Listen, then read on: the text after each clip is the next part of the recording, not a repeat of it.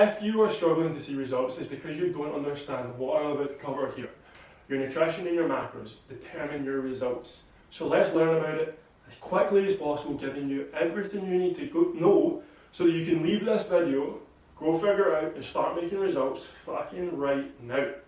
So, your macros make up your overall calories, your nutrition. Proteins are for muscle repair. These are the things that build you muscle. You need them. Prioritize protein. Protein has 4 calories per 1 gram, right?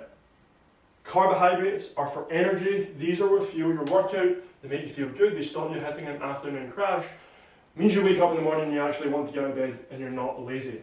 Another 4 calories per 1 gram. And then fats are for hormone production. Your hormones are made up of largely fats and the cholesterol that come with fats. So eating good quality fats is healthy, not junk food fats. Fats get a bad rap because junk food is full of fats, and fats have 9 calories per 1 gram, which means they are more than double the amount of calories than the other macronutrients. So we need to make sure that we're eating the right quantity and the right quality of fats. If you want more testosterone, eat good fats.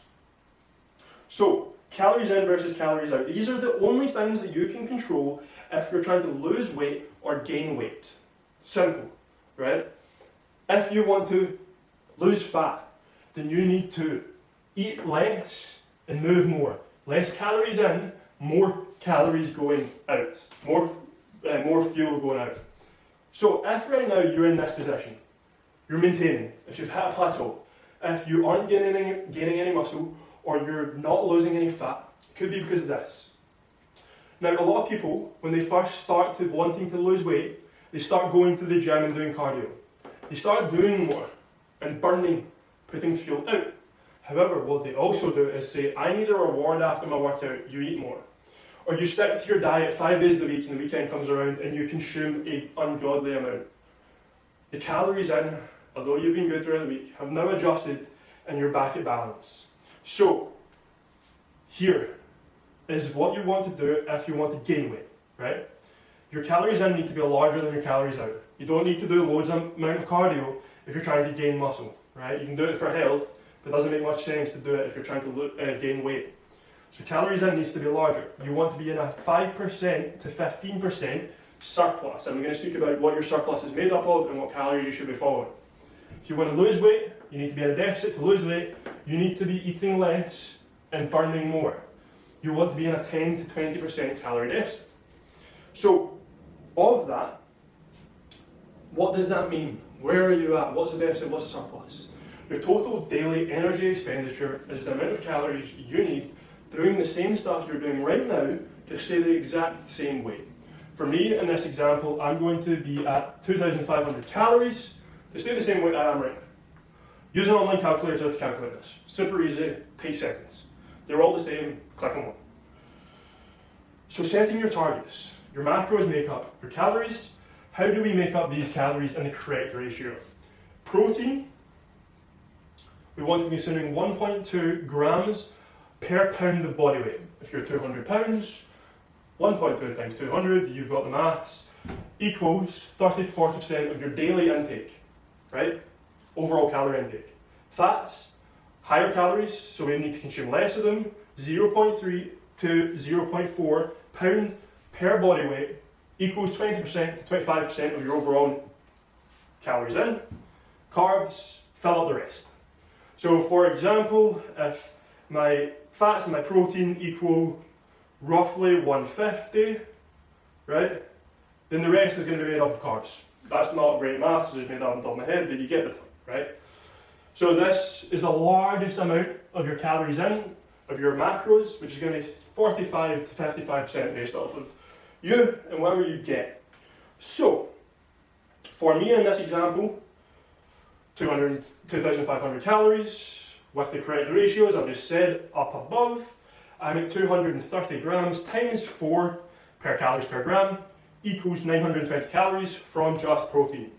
My fats, 80 times 9 equals 720, and then carbs are the remaining 215 times 4 equals 860. So I actually wasn't that bad in the maths, up above my estimate.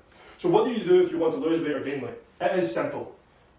Top two is how you can adjust the calories in. The bottom two are how you can adjust the calories out. So you pick one of these each week, see what it does, then you change it another in the future. You don't do all four at once. So you either cut 20 grams of carbs from your daily calorie intake, you cut 9 grams of fats, that's meant to say, fat. You add HIIT cardio, 5 minutes. You add 15 minutes steady state. This could be walking, incline walk on the treadmill, spin bike, something like that, easy. To gain muscle, you pick one of these. It's essentially the opposite. Add 25 grams of carbs, add 11 grams of fats, remove cardio, HIIT cardio, remove steady state cardio. These are all you can adjust. There is nothing, there's no secrets, there's no magic, there is only rational decisioning, right? It is literally just these things. All you can do is adjust your carbs or your fats, because we want to keep the protein high to build muscle. We also don't want to lose muscle if we're losing weight. And then adjusting how many calories you put out. Simple as that. So the meal breakdown of this, right? This is what I recommend to all my clients, this is what I follow. 3 main meals, 2 snacks. Now we can see here, this roughly gives us a very nice target for every single meal that we have. Roughly 50 to 55 grams of protein per meal, 50 to 60 grams of carbs per meal, and then fats, 20 grams each. We can see the calorie goals here. If you follow this, you'll hit it, right? Just simple layout. Your snacks, 35 grams of protein, 20 to 25 grams of carbs, 10 grams of fat. Your calories over there. So super simple, and it helps you understand, it helps you kind of rationalise what foods to pick, where your meals should be, or where your macros should be coming from your meals. Now, to start tracking, I recommend these 3 apps. These 3 apps are extremely helpful. MyFitnessPal is slightly outdated, however, I think it's the best. I use it for myself. It's most accurate. It takes the most amount of effort, but it's the most accurate, right? Chronometer is a wee bit friendlier for beginners. It's got a better interface. It's a wee bit more simply laid out. It's a beginner option. But the database on this is harder. It's not got some of the foods that we would have here in the UK. You might scan a food and it may not be there. Cali AI has got an asterisk next to it because I think it's the easiest. Cali AI uses AI, you upload a picture of it and it guesses how many calories are in the food. However, it's not accurate. But it's consistently inaccurate, which means that doesn't matter. It could be 200, 300, 400 calories incorrect per meal, but if you're eating consistently, eating the same, and it is consistently inaccurate, well, you can just adjust the same way that you would, the same adjustments that I spoke about earlier, and still see results. So if you want an easy life, do this, the progress may be slower. If you want to see accuracy and speed, go with these two. Okay? Tracking, weekly average, track every single day, or track one at the start, one in the middle, one at the end, and average it out. Progress pictures, you want to see if you're losing weight, take progress picture. Sometimes the scales take time to adjust, but you can see it physically. Progress pictures help. You want to build muscle, you want to see where the muscle is going on, where are your weak parts, where are your strong parts. Progress pictures. And once you complete the job, and you're fucking ripped, and you're satisfied with how you look, you're going to want to have a flip back through of where you've come from, and I recommend doing it, because if you don't, you regret it. Meal times, carbs, pre-workout for energy, protein post-workout for recovery. This meal here, the carbs pre-workout, is by far the most important workout meal of the day, because it energizes your workout. You want to grow more muscle, work out harder, carbs are going to give you that. Not pre-workout, not tanning a monster, the correct carbs. Pros and cons, right? Flexibility for tracking nutrition, flexibility. You want to save a wee snack for the night time, a wee sweet treat, you can do that if you track. You can follow the 80-20 rule. You can eat clean 80% of the time, 20% of the time is maybe stuff in packets. You want to have a cheat meal at the weekend, well, you can track it, right? It's super simple. Education. You'll eat every single day for the rest of your life. Do you not think it's maybe worthwhile knowing what you're eating, what's going into your body? I think that education is so vital from tracking nutrition. Everyone should know it, should be taught in schools, but it's not. And if you track your nutrition for a couple of weeks, you're going to learn a lot. You're going to figure out what calories or what proteins and what carbs are and what fat is and what. It's really cool. The biggest thing I learned was foods are incredibly high in fat. You eat 4 cookies, your fats are like 100. And yeah, it's bad. So education, I think, is awesome. You can adapt for your goals. I've told you all the ways you can adapt. Consistency over extremes. The issue with fixed diets is that you see results very quickly, but you'll then plateau. Whereas with tracking your nutrition, you can see progress the entire time. It takes a wee bit longer to get the ball rolling to start, but you can adjust every single week to see progress. And then non-restrictive rules, right? Like, you can still eat whatever you want within reason. The disadvantages, unfortunately, are that it requires effort. Every single day you need to track everything that goes in your mouth. That can be overwhelming for people, and most people don't do it. And at the start, I found it hard. I would track for a couple of days and then I would stop. Now, it doesn't bother me. It doesn't faze me at all. This is the big one, the learning curve. Tracking your nutrition can be difficult because of the learning curve. You don't know what to eat, you don't know what macros are in what. You walk into a supermarket and you don't know. Commit a wee bit of time to learning and you'll be fine. 3 weeks of tracking, I say, you'll be hitting your macros. Just takes a wee bit of investment in time, but it'll serve you for the rest of your life. It'll keep you fit, it'll keep you healthy. It'll mean that you see progress and you don't hate yourself forever. Now, fixed diets, keto, soup diet, carnivore, whatever fixed diet, fad diet, the advantages are the rules are simple. Eat meat for the keto diet. The soup diet, only eat soup, right?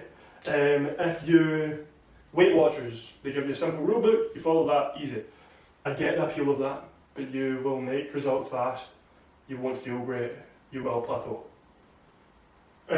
Rapid results initially, but then you'll plateau, because if you go from eating 3,000 calories to then only eating steaks, you're probably only going to eat 1,500 calories. Taking away a large amount of calories that quickly is going to burn you out, it's going to make you feel crap. You're not going to feel good and you will plateau, because where do you go from 1,500 calories?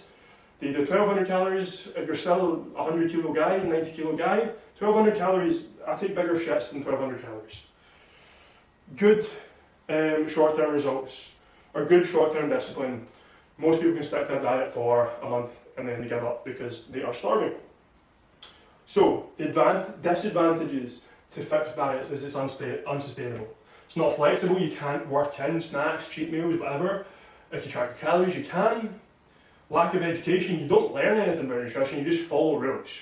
You just follow eat meat. It doesn't teach you anything.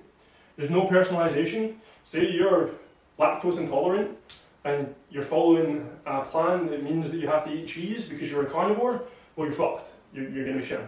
So there's like a lack of personalisation, whereas if you enjoy eating a certain way, you enjoy pasta, you can fit pasta into your macros. You don't need to sacrifice pasta.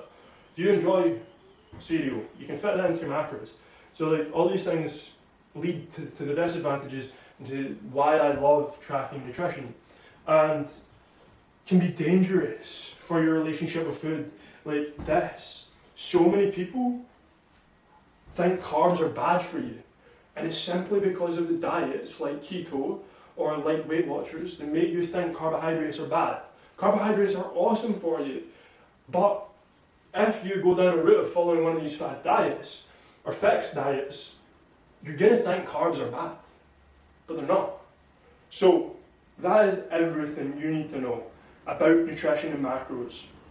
That is a lot. It's a lot of information. Replay this, pause it, whatever, go back, take notes. The next step from here is starting to track your nutrition. If you want help on what foods to eat, what foods work for your calories, or you want a meal plan to get you started, I will send you it. I will straight up give you it for free so that you can make good progress initially and start your way on tracking calories. It's going to make your life a wee bit easier. So if you want some wee bit more guidance on meal plans, on meal structures, on what you should get from the shops when you go to the shops, message me on WhatsApp, 07469 722 742. Just message me nutrition and macros, and I will send you everything that you need to help you take those next steps. Peace. I'm out. I hope that helped. Everything I know, you now know.